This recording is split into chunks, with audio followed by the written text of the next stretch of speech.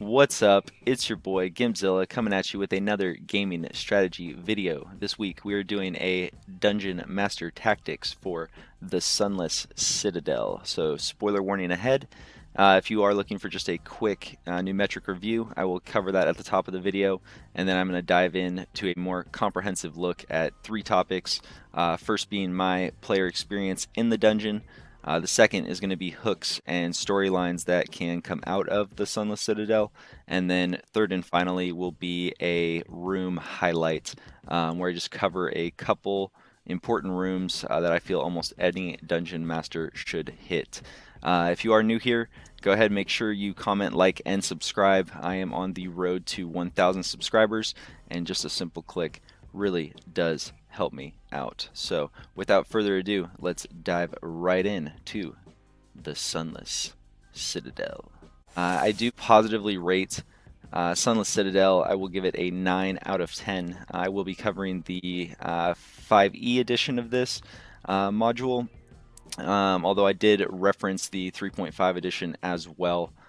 Tons of story hooks, tons of story plots, and good mix of roleplay and combat. So with that, let's dive into the nitty gritty.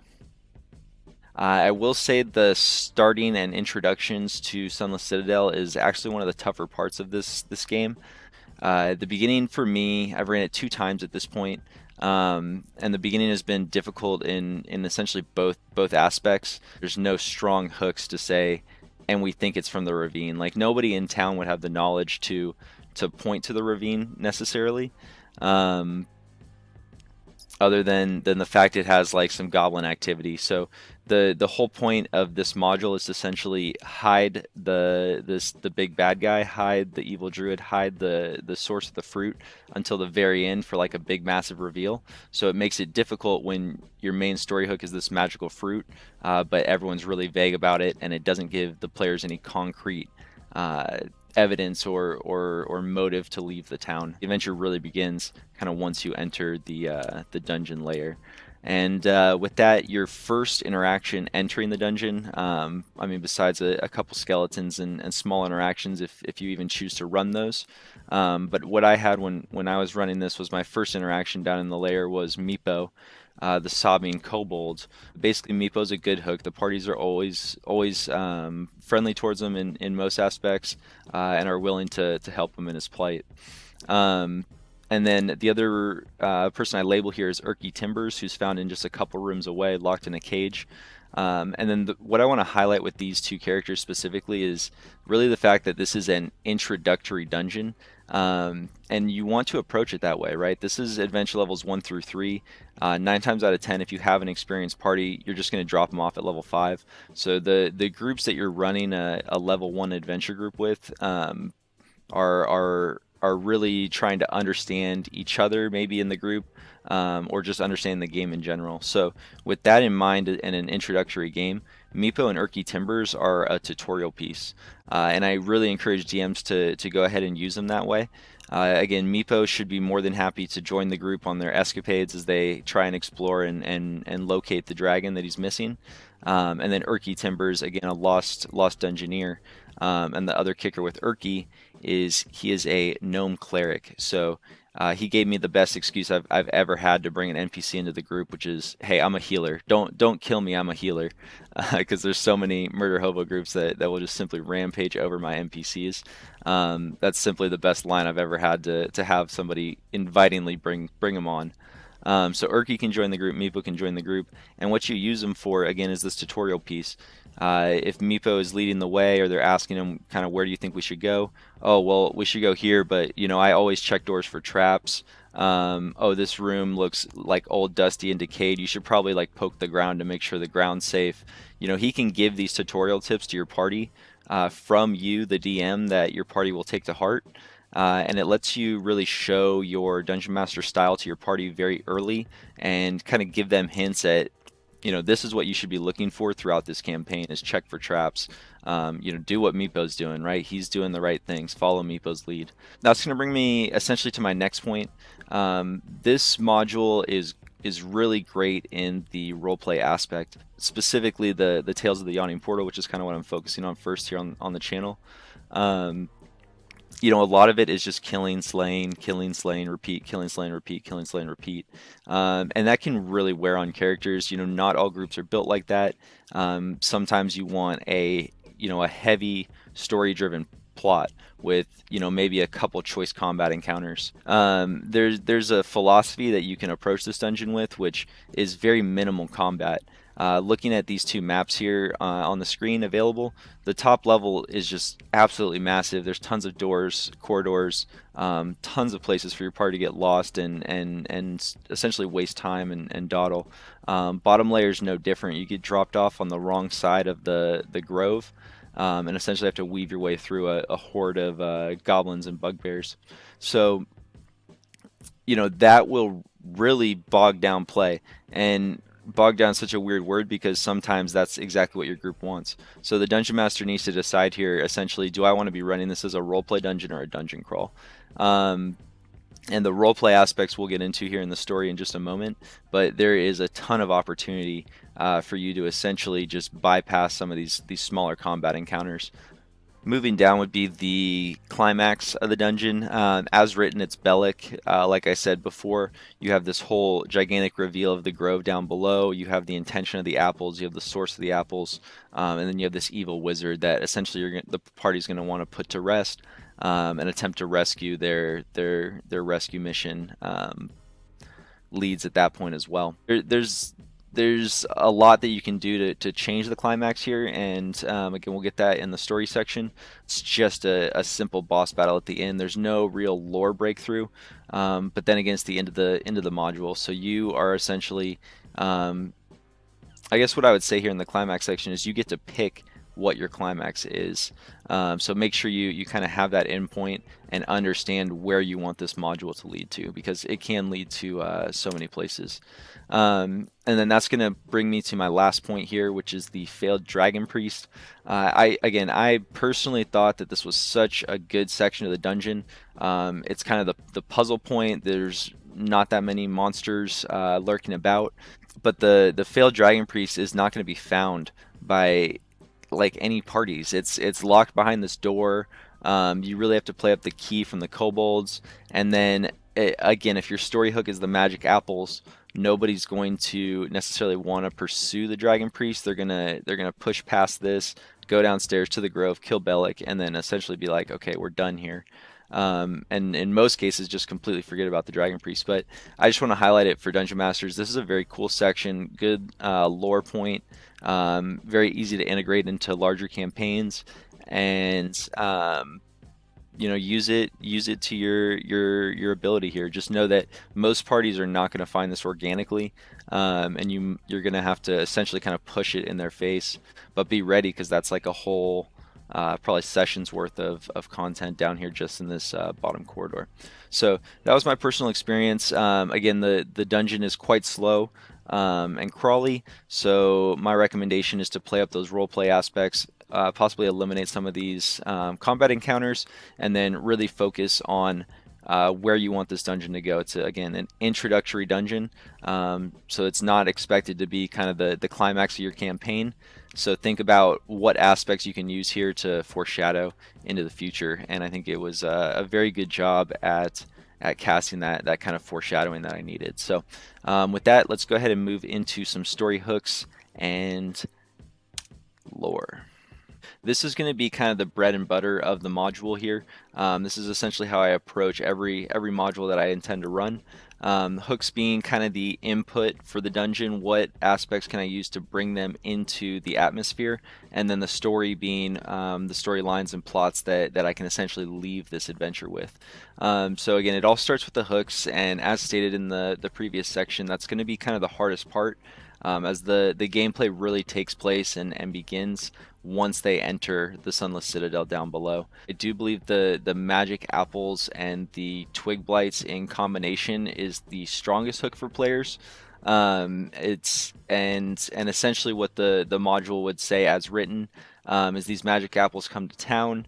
The mayor has planted these seeds and he tries to grow the apples. He cannot successfully grow them. because the bushes disappear, which we know is the twig blights, essentially becoming sentient and running off. Um, but the mayor believes it's the goblins coming in and taking these trees back. He thinks that the goblins are being greedy with the apple magic, and essentially sends the adventurers down to discover, hey, what's the source of these? Where are they getting them from?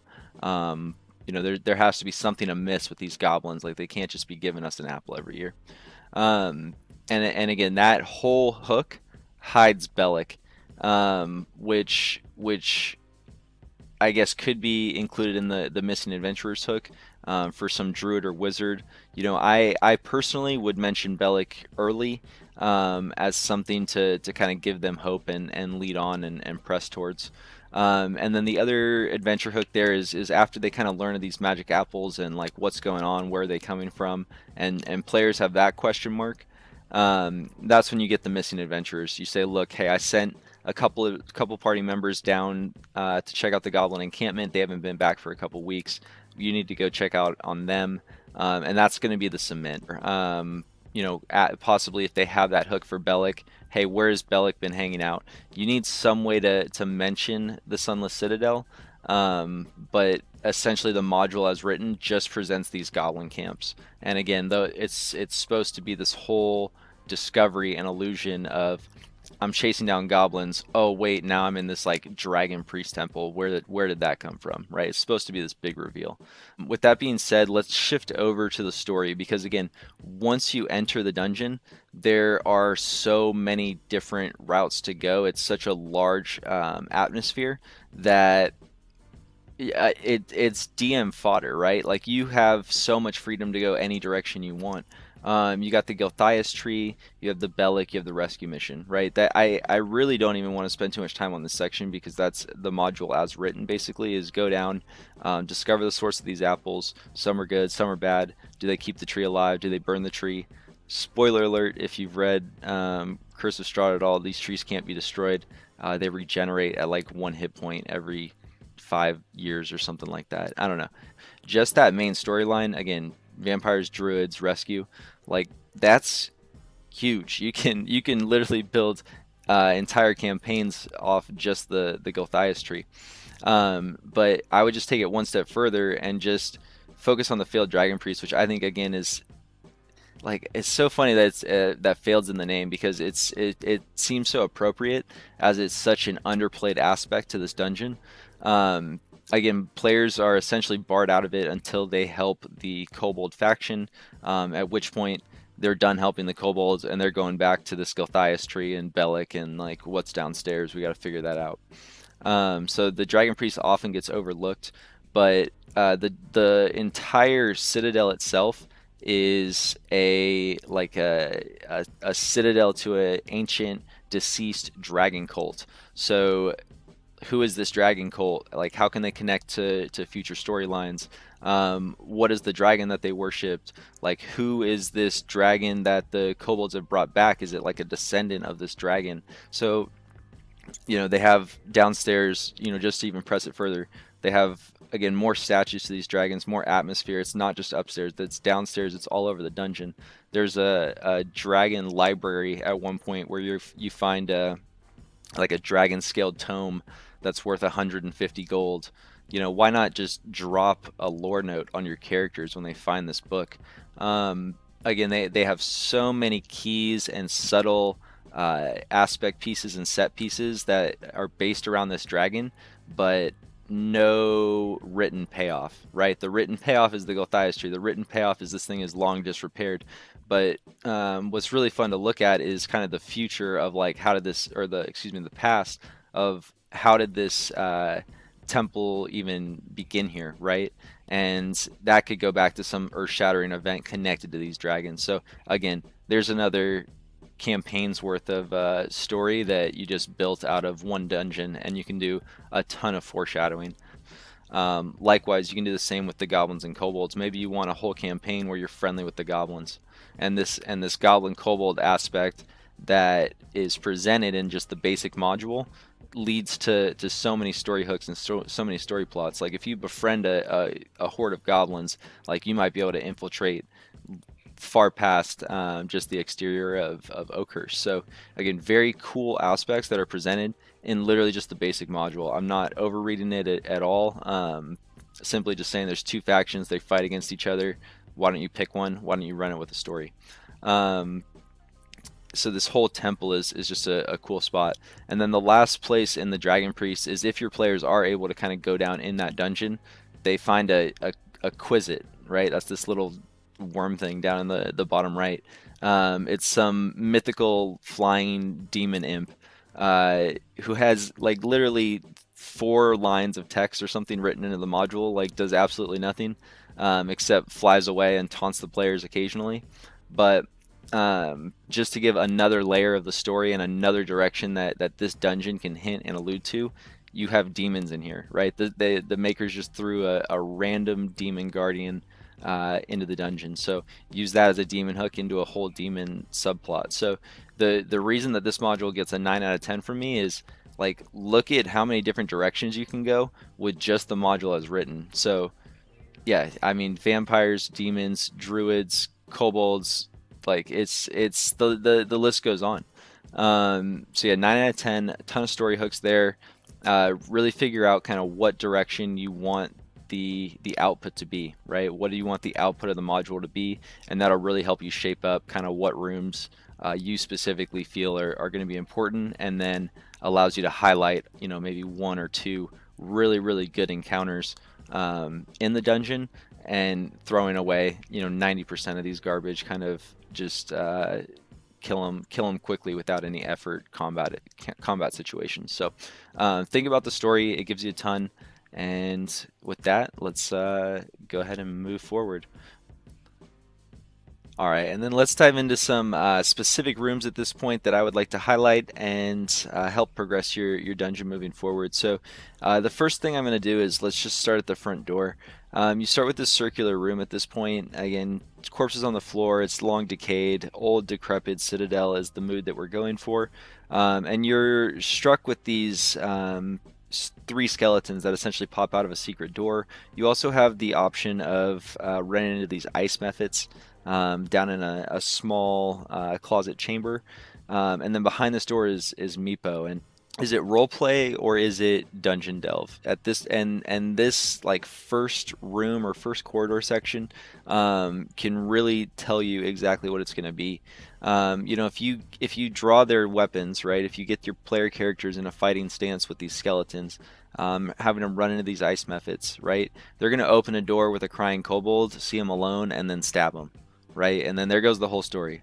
And you wanted him to stay alive, and you wanted him to be a dragon hunter, and you wanted him to do all these things. Again, think about how you want to set it up. I would recommend, honestly, I did no encounters at all. I did a couple rats and twig blights outside of the dungeon on the plateau section, but once they got in here, it was quiet, it was dark, it was old, and then all they could hear was the sobbing. So their first interaction was Meepo. Their first interaction, like, hey, are we in combat yet, or is this roleplay still? And it allows Meepo to again infiltrate the party, which is going to be important. The other room that I'm going to highlight that's off the first room as well is this door. This is a locked and sealed dragon door, and I kind of went over it in my sections prior with the dragon priestess. Um, Again, you can have them just plow it down. In the book it says it's like a DC 20, which I think is pretty difficult for a level 1 character. I personally would not expose this. I really like the mystery, and again, it's whenever I do these module reviews, it's always the mechanical things that I really enjoy. The things outside of the player's character sheets that they have to solve and get to the bottom of. And that's what I go for in my game. So again, this is a heavily locked door, arcane locked, extremely difficult to get into. You can't get past it. It's a stone barrier. The key for that is after you solve and help the dragon priestess at that point, you're allotted the ability to get that key. You know, make your players help the kobolds, make your players defeat the kobolds. Like, they need to get that key. Spoiler alert, fast forward, it's not really worth it. There's no treasure or loot down here of note, so it's up to the dungeon master to really make this section kind of a treat for them, right? Like if they're gonna go through the trouble of getting this dragon key, pursuing the dragon lore behind the dragon door, then make sure you pay it off. But at the same time, lock them out in the beginning. All right, and we'll do a quick shout out to Gutnash up here in the top section of the dungeon. Again, completely off the main road. No reason for characters to go out of their way to kill him. Just a room that I had fun with because for some reason players continually find their way up, knocking on his door. And then just the atmosphere of kind of the decrepit tomb out here where things are crumbling and tumbling down.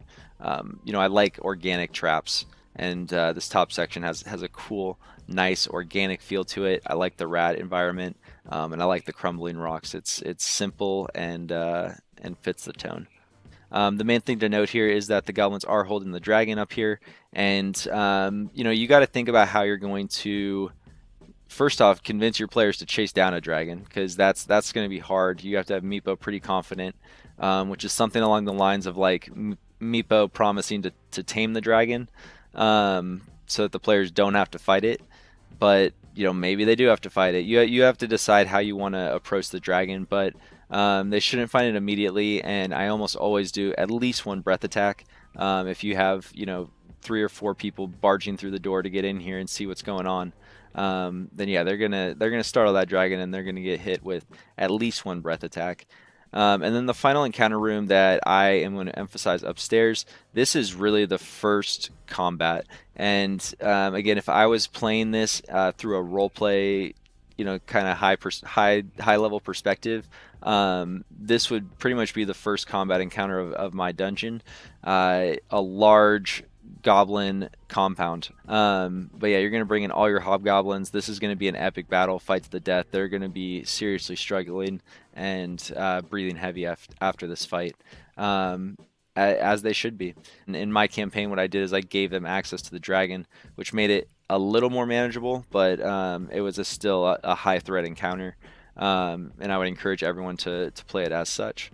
All right, and I'm going to talk about the downstairs in more of a general sense. The module as written is going to dump you off somewhere down here on the western side of the module, in this room with skeletons and a couple twig blights. So at this point, characters are going to need to essentially roam, and I'll emphasize it with the scrolling, but they have to come through all these rooms, all through the layer of Belak here. They have opportunity to get lost in multiple spots that have no advantageous kind of shortcuts. It's because they're looking for this one small double door in the closet of a closet off the main chamber. So you're relying on your characters finding that, which is going to take probably a session plus. After that, they're going to have to make their way up, down, back into here, and around, and down into the grove. So, geez, that was like a 50-second monologue. So that was a complete waste of my time and probably yours. All of these combat counters are super mundane. So the rooms that I would even highlight down here is, again, it's going to be the shadow encounter because it's different and cool and unique. And then right next door is the dragon library, as mentioned before. So as far as lore goes, you have just this kind of alchemic lab that they'll mess around in, and you can maybe get some interactions with in the alchemic lab. But the only other story pieces are essentially the dragon statues, which are essentially all mundane, including this one all the way down here in the bottom, and a couple of ruined kind of dragon lore libraries. So the downstairs, again, really lackluster. What I would recommend to players is, why not just have them dropped off in the grove, right? They did this whole upstairs battle. They helped the kobolds. They defeated the goblins. They maybe discovered the dragon priest and explored that. They spent 2 or 3 sessions upstairs. That's my personal recommendation for the downstairs, just treating it kind of as one large room, is skip all of it, drop them in the grove. But if you are going for that dungeon crawl feel, if you do want them to enter here, if you do want them to kind of maybe discover these dragon lore points, drop them in this room, drop them in this room. I would drop them in pretty much any room except all the way on the left side. Let them discover the alchemic lab from the big hallway, not discover the big hallway from the small closet is kind of my recommendation for the downstairs. And then just to finish here, we're going to wrap up with Belak, the epic conclusion to the Sunless Citadel. First would be his study up here in 53. It is locked, and Belak will drop a key for it. I like the idea of a locked study close by, Belak dropping the key, as stated already prior in kind of the Dragon Priest section. Other than that, this section, I'm going to pull this out. The briars are something that are probably commonly overlooked, but this entire grove is just filled with these like prickly little bushes, not fully illustrated on the map. So any kind of movement through these requires a 10 Constitution check, or just simply take 1 piercing. And that's something that can really add up. If your characters are essentially every single turn having to make an extra Constitution save in the middle of a very hectic fight, it's just going to add to that drama and that extra layer. So again, book as written here, Sir Bradford and Sharwin have are non-redeemable at this point. They've already converted over. Belak, the two missing adventurers, and then a half dozen twig blights that come in throughout the encounter are going to be more than enough for your low to mid-level party. The big kind of set piece here is the Gulthias tree. If it's destroyed at any point, at that point the twig blights are going to fall to the ground, as well as Sir Bradford and Sharwin converting back to, I think it's just simple madness. Like they're going to attack essentially anybody nearby. So they'll go after Belak before essentially turning on the party and making the party finish them off. There is, again, no redemption path written for the two adventurers here. So yeah, just really bring the room to life. Don't forget the briars. That was my main aspect. And then don't be afraid to kind of wave these twig blights in. Have 2 or 3 come in every round. Have them come from different corners of the dungeon. You know, make them attack the healers. They're just spawning. You know, you're the innocent DM. They're just spawning behind you. It's just pure happenstance. Um, but yeah, I'll wrap it up right there, guys. The party kills Belak, at which point the adventure is free to go any direction that the DM takes it. So I hope you enjoyed the content. Again, please remember to like the video and subscribe. That's the best way to spread the D&D content into other people's inbox. And until next time, guys, this is Gimzilla, out.